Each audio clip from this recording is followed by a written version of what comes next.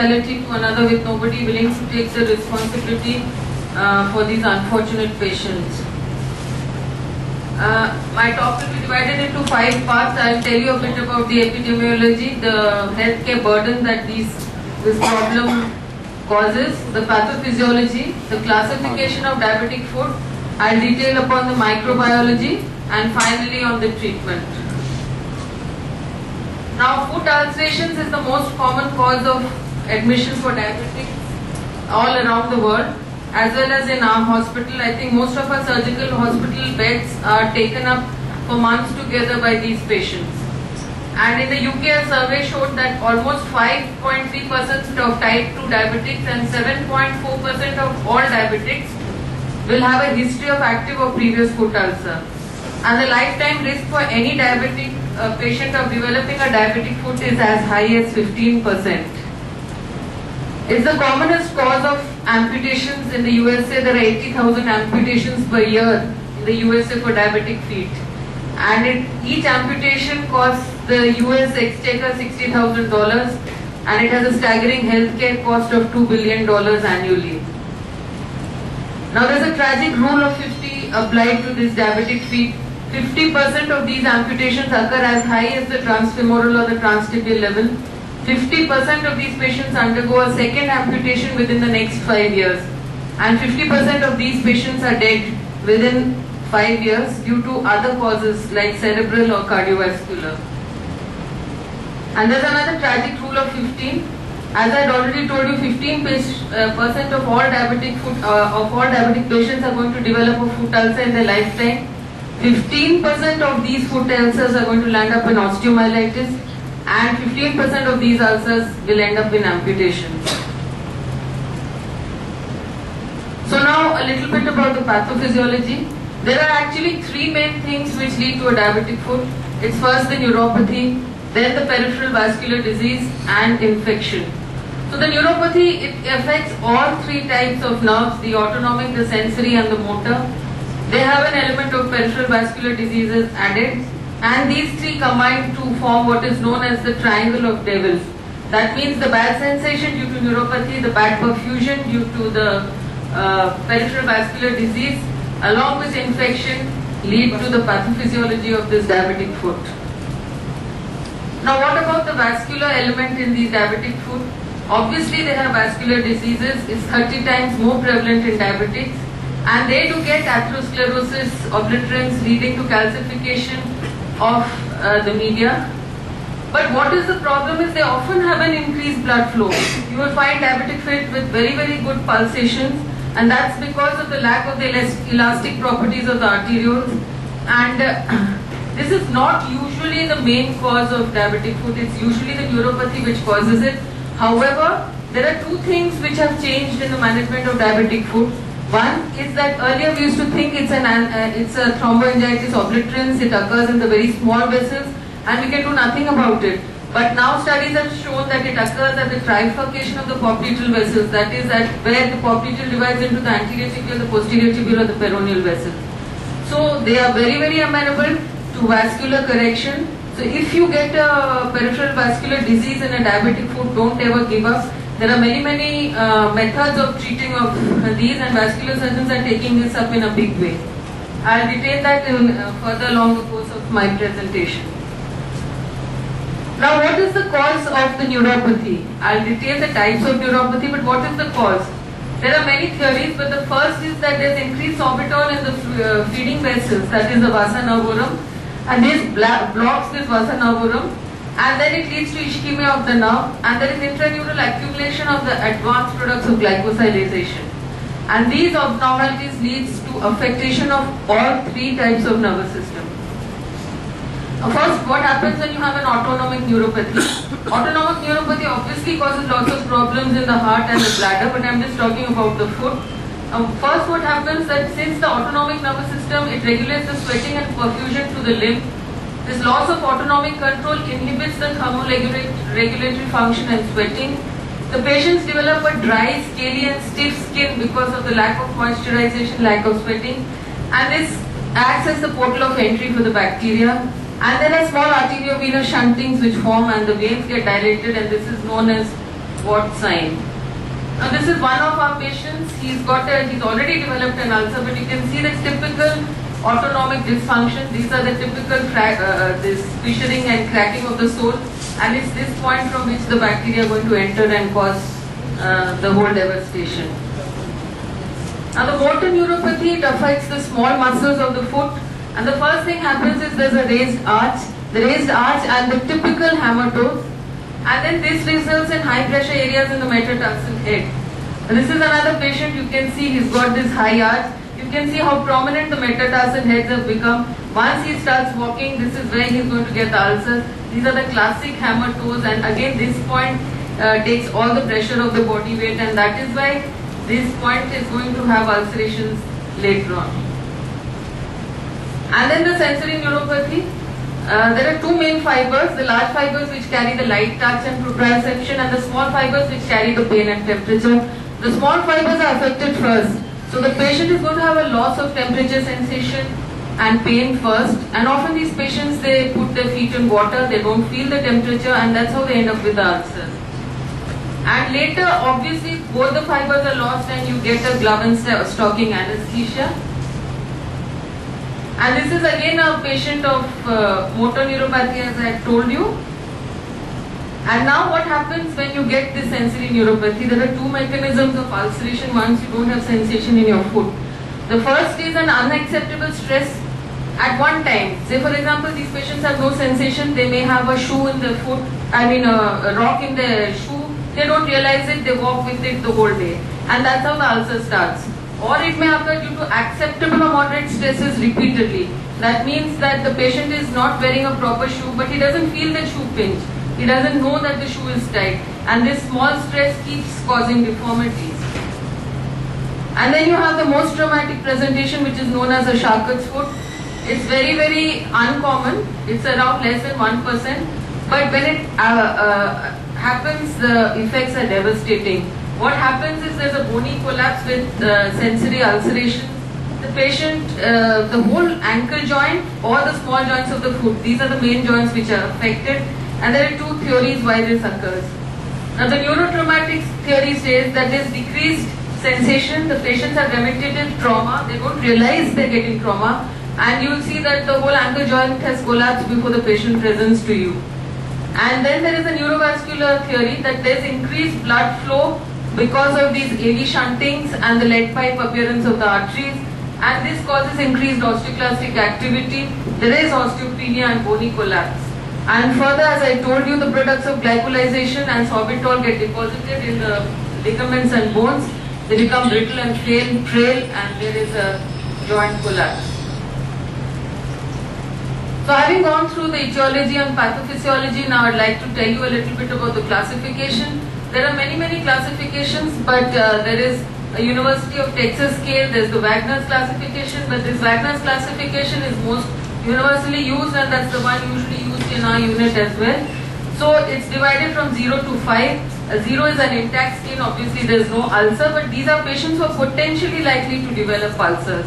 And then it goes through to grade 5. 1 is a superficial ulcer, 2 is when it involves the tendon, bones or joints, 3 is when you suspect deep abscesses with osteitis, 4 is when you have a 4-foot gangrene, and 5 is when you have a 4-foot gangrene.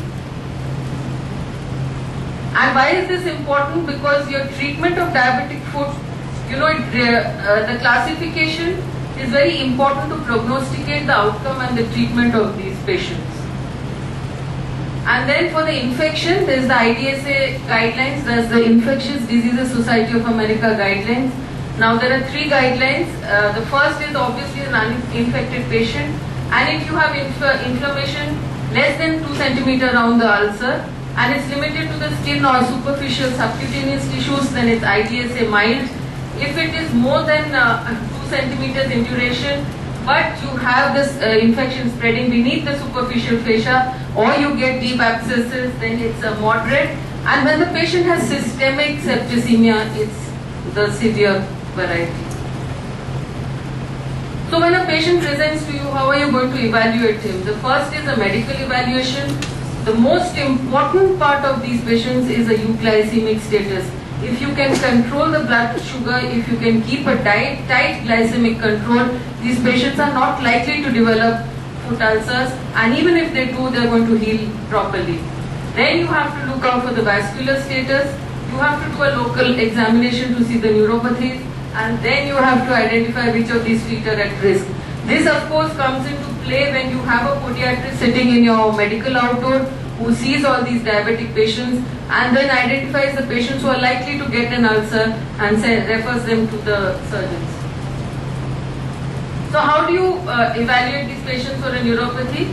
There are many tests, but the main one is these esthesiometers. And what happens is a monofilament nylon like this is pushed at typical points of the diabetic foot where they are likely to have loss of sensation or ulcers. A 10 gram monofilament is supposed to be the threshold. Below this, if the patient doesn't feel a 10 gram monofilament nylon, it has loss of pain, loss of touch over that area.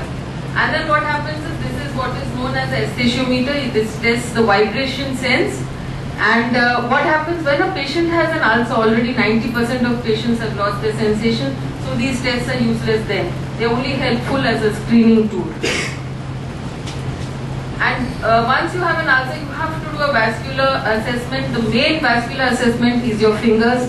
Palpate the dorsalis pedis, palpate the posterior tibial. If you do have a palpable dorsalis pedis and posterior tibial, there is nothing further to be done. The patient doesn't have a vascular problem. But if you can't, then you go in for the ABI, the ankle brachial index, and that is the ratio between the ankle blood pressure and the brachial blood pressure. And if it's less than 0.4, these patients have severe obstruction. Then you go in for the further investigations like a Doppler and a duplex scan. You can do a transcutaneous oximetry to see the blood flow to the periphery. And angiography is the gold standard. If you find a blockade, please send these patients to the vascular surgeon because there are many methods now which can help to increase the blood flow to the lower limbs. Now this is one of our patients. This is how we evaluate them in our outdoor with a handheld Doppler if we don't find the distal pulsations. And after you have done all this, you have to see the local problems. Like you see, this is one of our patients. He's got all the typical problems of a diabetic foot. The ulceration has occurred in the metatarsal head because he has a prominent metatarsal head. You can see the hallux valgus and the toes crowding together. Now what do you do for your assessment? You have to see the vascular assessment, neurological assessment as I already told you, and you have to see the infection, and you have to do a general diabetes assess. HbA1c and CRP are very, very important.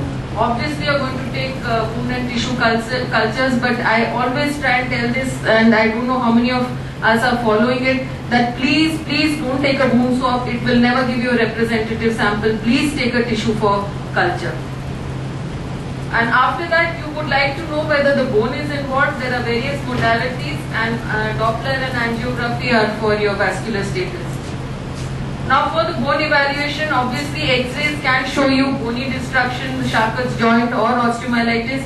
Often X-rays are not revealing, and if you are not sure, then you can go in for a nuclear scan with indium. But this is usually kept for research purposes. It doesn't have much clinical significance.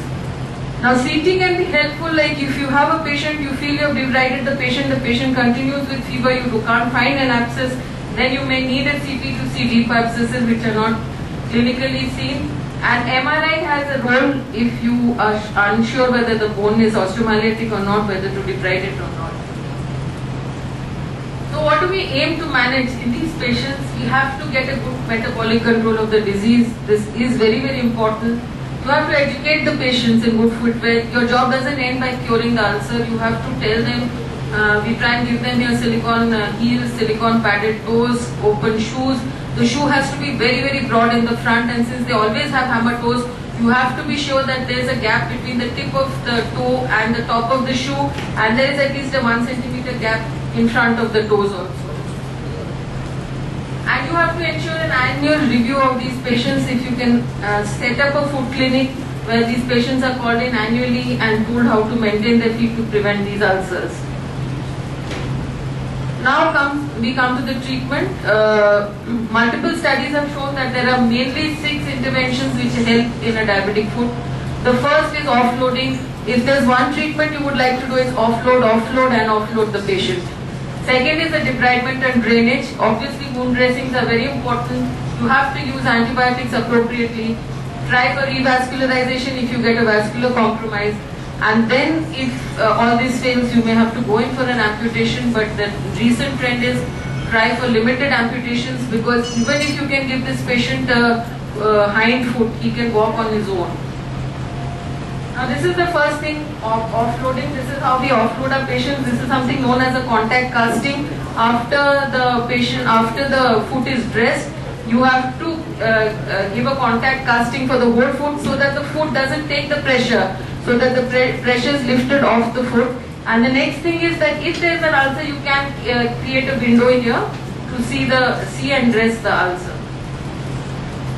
The second thing is debridement and drainage. This is very, very important. If you don't do an good debridement, you are not going to get a good result. This is one of our patients. She's just 25 years old. She presented to us 2 weeks back. She didn't know she was a diabetic. This is what her foot looked like at the beginning of debridement, and this is what her foot looked like at the end of the debridement. So if you don't do a thorough debridement, you are never going to get these ulcers to heal. Now there are many dressing issues. What to dress these patients with? Enzymatic debridement is there, but it's not recommended, because if you can do a surgical debridement, that is the best way.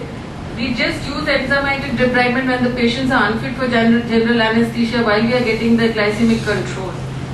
Hydrocolloids have been used with great use because they release the colloid into the tissues. Nanocrystalline silver dressings have come up because they release silver ion. Silver is bactericidal agents, and the level of silver is above the MIC for all bacteria, especially Pseudomonas. And dry versus wet, there's one thing which I'd like to stress here. There is no role for dry dressings in the present day. There is no role at all for dry dressings. Never leave any diabetic foot open. This drying and desiccation is just going to delay your healing. You have to provide a moist wound environment for the healing of the ulcer. Alginate dressings are also used, but the main thing, as I told you, is debridement. After that only can you start dressing these patients. Now what are the microbiology of these patients? They are all contaminated by bacteria, but I would like to tell you there are 3 differences. The first is the contamination is when you find these organisms in the wound but they don't replicate. The second is the colonization, where you have replicating microorganisms but they are not causing any damage to the host. And when these replicating microorganisms cause damage to the host, only then do you have a wound infection. So just the presence of bacteria in a wound by a culture doesn't mean that you have to start the patient on antibiotics. It may just be a colonization or a contamination. That has to be judged clinically. And what happens is, in the beginning you're going to grow gram-positive organisms. After 4 weeks, what happens? The anaerobic gram-negative rods colonize the wound, and at this stage, this is the stage where most patients actually report to the hospital, and you're going to grow multiple gram-negative organisms like E. coli, Klebsiella and Proteus. And as the wound begins to deteriorate, the deeper structures are affected and anaerobes become most common. And usually these the infections are polymicrobial. So you will have to go in for polymicrobial therapy. That means you have to cover gram-positive, gram-negative as well as anaerobes. So as I told you in the beginning, it's all gram-positive, and later you see more gram-negative organisms. And these are some studies from the West where, of course, Staph aureus is a very, very important concern with MRSAs. And this is a study from Gore et al. In India, where again he grew a lot of streptococcus and staph. He also had a lot of enterococci, but our pathology is very, very few Staph aureus. I think I have had only 2 patients who had a Staph aureus infection. It's mainly E. coli and Klebsiella. And now this is a small algorithm how to treat these patients. What is the antibiotic to use? So if you have a bad perfusion limb, you feel the patient is ischemic, take a swab, that means a deep tissue culture, and give a large coverage, that means you give a broad spectrum coverage. But if you have a normal limb, there is non-ischemic, if the ulcer is superficial and there are no signs of infection, don't give any antibiotics. If you have signs of infection in a superficial ulcer, then just give a gram-positive coverage. But if you have deep ulcers In a non-ischemic limb, again you have to give a large coverage. That means both both gram-positive, negative and anaerobe. So for a superficial ulcer, you just need to cover the staph and strepto, and I think amoxicillin with a beta-lactamase inhibitor, say like Clavam, is good enough. And when you have a deep ulcer, as I told you, you have to cover gram-positive cocci, you have to cover gram-negative bacilli and anaerobes. And then the best thing is a BL-BLI, that means piperacillin tazobactam with amikacin. That means to cover the gram-negative. You can go in for a third generation cephalosporin and clindamycin. Ciprofloxacillin and clindamycin is another good combination. And if it's a life-threatening infection, that is IDSA severe, then obviously you hit hard, you hit fast, and that is you have to go in with the carbapenems plus minus vancomycin if you suspect a gram-positive, and of course a new antibiotic which has come in is daptomycin for gram-positives. Now a little bit about the treatment. For Wagner's grade 0 to 2, that means there was a superficial ulcer, you have to change the footwear, and there are some orthopedic corrections you can do for a Charcot's joint. You can do exhaustectomies. I do it on all the patients those who have diabetic ulcers. That means removal of the metatarsal head and either excise it or let it slide dorsally so that it doesn't become the pressure point. And you can do vascular surgery if ischemia is present. That is an iliofemoral or a femoropopliteal or a femorodistal bypass. You may need an angioplasty, and embolectomy may suffice if it's in an early stage. So this is one of the Charcot's joint, and this is how this has been fixed.